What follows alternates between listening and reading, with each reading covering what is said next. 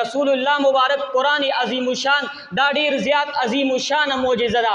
ټولې معجزې خو ډېرې بهترین دي، لیکن قرآن چې دی دا ډېر عظیم الشان معجزه ده. او د هغې وجه دا ده چې دا قرآن چې دی په رسول الله مبارک چې کله نازل شو هغه وخت کې معجزه وه.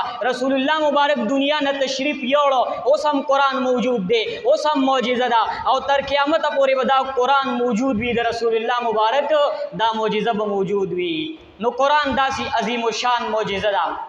محترم و عزیزانو، د دې قرآن عظیم الشان د دې چې څوک بے حرمتی کوي، الله رب العزت قرآن عظیم الشان کې او فرمایل چې دا قرآن ما نازل کړی دی، پر رسول الله مبارک می نازل کړی دی او د دې د حفاظت ذمہواری ما په خپل اغشتې ده. ان شاء الله دغه خلق موږ بړومبي دغه خلکو د پاره سوال کو چې کریم الله دغه خلکو ته هدایت نصیب کړي، هدایت نصیب کړي، هدایت نصیب کړي. کریم الله کو هدایت نصیب کړي، مقدس مکه نه پناه کړي. ولې دا زما د محبوب باندې نازل شوی قرآن دی.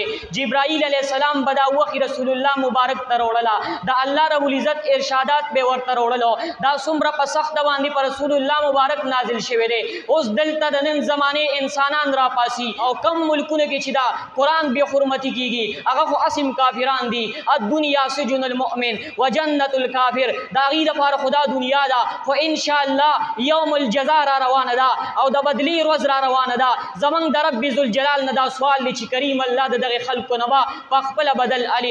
یو ځای کې الله رب العزت فرمایي چې زه په ټولو خلکو کې زیات رښتیا ویونکي دا څوک دي؟ الله رب العزت فرمایي دا زه یم، زما نه زیات رښتیا ویونکي څوک نشته دی. نو چې الله فرمایي چې د قرآن حفاظت ما په خپله ذمہواري اغشتې ده، نو د الله رب العزت په ارشاد کې هېڅکله دروغ نه راځي.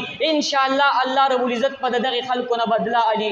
او یقینا چې څوک مؤمن مسلمان دی، د چا په زړه کې ایمان دی، د الله رب العزت عشق دی، د الله د محبوب جناب محمد رسول الله صلی الله علیه وسلم عشق دی، هغه ته خامخا تکلیف رسی چې څوک د قرآن بے حرمتی کوي، د قرآن بے عزتی کوي، د قرآن بے ادبی کوي، ګستاخی کوي. محترم عزیزانو، دا قرآن عظیم الشان چې دی دا ډیر زیات معجزانه کتاب دی، ډیر زیات معجزانه کتاب دی. نو د دې چې څوک بے ادبی کوي او ګستاخی کوي، الله رب العزت په دغه خلکو نه د دې بدله علي. محترم عزیزانو، موږ او تاسو له پکار دي څومره خلک چې د قرآن عظیم الشان بے حرمتی کوي، دغه خلکو سره دغه واکدارانو ته زموږ او ستاسو د طرف نه دا اعلان دی چې ای واکدارانو، نن خو ستاسو په لاس کې واک او اختیار دی، لیکن تاسو ته موږ دا اعلان کوو چې د دغه ملکونو سره بایکاټ وکړئ، د دغه ملکونو سره تعلقات ختم کړئ، د دغه ملکونو چې څومره مصنوعات دي هغه مه استعمالوئ.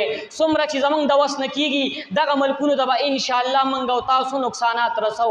دغه خلکو له به موږ پیدې نه ورکوو، ولې چې هغوی زموږ د رب ذوالجلال کلام الله دا د الله رب العزت کلام دی، د دې بې حرمتي کوي. موږ او تاسو په دنیا کې ګورو څوک چې د دنیا د یو بادشاه د خبرې احترام ونه کړي، نو د هغه وزیران چې دي، نوکران چې دي، څومره د هغه سره مخالفت کوي چې تا زما د بادشاه د خبرو مخالفت وکړو، د هغې د احترام ونه کړو. بیا د بادشاهانو بادشاه چې رب ذوالجلال دی، د هغوی د کلام چې څوک بې حرمتي کوي، نو موږ او تاسو به ورسره بایکاټ کوو انشاءالله.